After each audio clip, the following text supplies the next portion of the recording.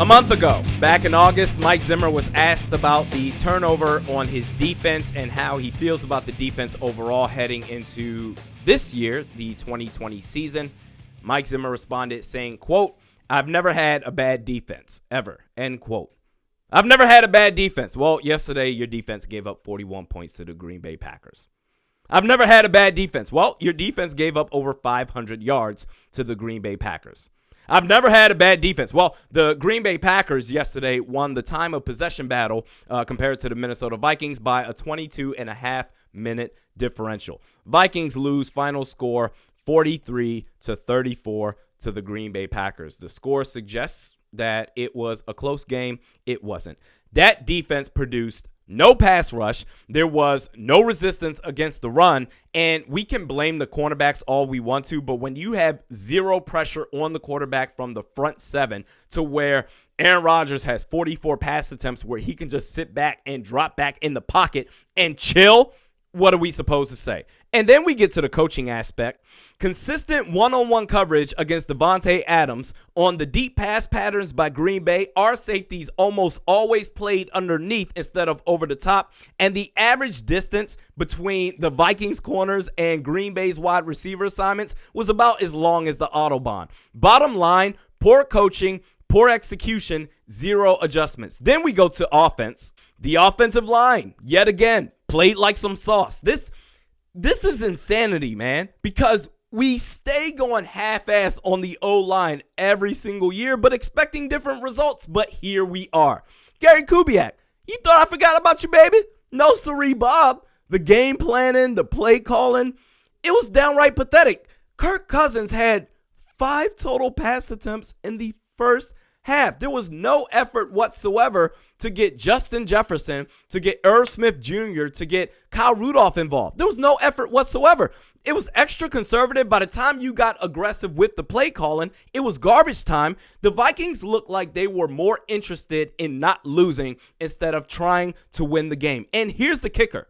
You no longer had the luxury. The Vikings no longer have the luxury to use John DeFilippo or Kevin Stefanski as the scapegoat on offense, as the OC. This is now ran full-time by Gary Kubiak. And so the most egregious play call on offense yesterday brings us to the double R play of the game.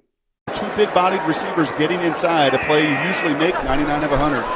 Cousins from his own end zone is going to be sacked for a safety. 2 points as Jair Alexander comes in from his corner spot. Now at this point, the Vikings, they're up 7-3 after forcing a turnover on downs on the Green Bay Packers offense. They're deep within their own territory. They're at their own, looks like their 3-yard line, 2nd and 8, and Gary Kubiak, you call a play action pass. At least you could have done the decency for Kirk Cousins. If you're going to do play action, do it in the shotgun formation. But you're doing a play action call, 2nd and 8 at your own 3-yard line under center. So Kirk Cousins fakes it to Dalvin Cook. He has to run further back, then turn around and get set to throw the pass off. What were you trying to accomplish? What were you trying to do right there? That was a stupid-ass play call. That is the double R play of the game.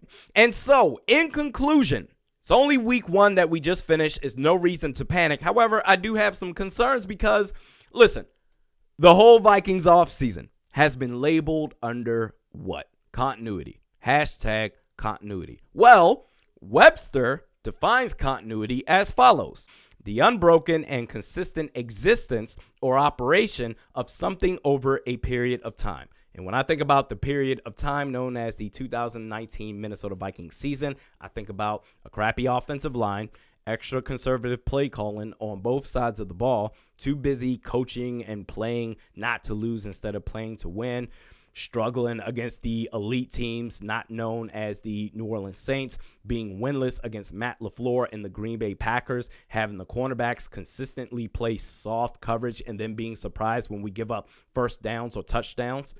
So if you want continuity, they preach continuity. Damn it, we got all that yesterday, but that's what they sold to us. Continuity. Y'all sold stocks of continuity. That's what they said. So we got it. So I don't think it's time to panic at all, but that was I just expected a lot more fight. I expected a lot more fire in the belly. That was super depressing to start the season with. I think they'll beat the Colts, but should have had a better start than that. We do this 3 times a week. Mediocre at Best Sports Podcast with Realistic Randy. Check me out on Twitter at realistic_Randy, Facebook at Realistic Randy. We'll see you next time.